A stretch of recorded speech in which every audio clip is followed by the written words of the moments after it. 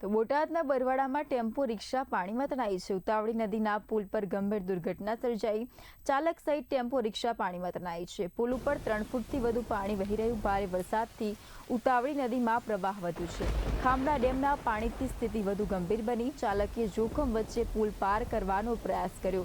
પ્રત્યક્ષદર્શીઓની ના છતાં વાહન આગળ વધારાયું। ટેમ્પોમાં અન્ય સવાર હતા કે તપાસ ચાલુ છે। પોલીસ અને નગરપાલિકા ટીમ સ્થળે પહોંચી ચાલક અને વાહનની શોધખોળ શરૂ કરાઈ છે। અંધકાર અને પ્રવાહથી બચાવ કામગીરીમાં મુશ્કેલ છે। તંત્રે નદીના પ્રવાહથી દૂર રહેવા અપીલ ચેતવણી છતાં બેદરકારી ભારે પડી।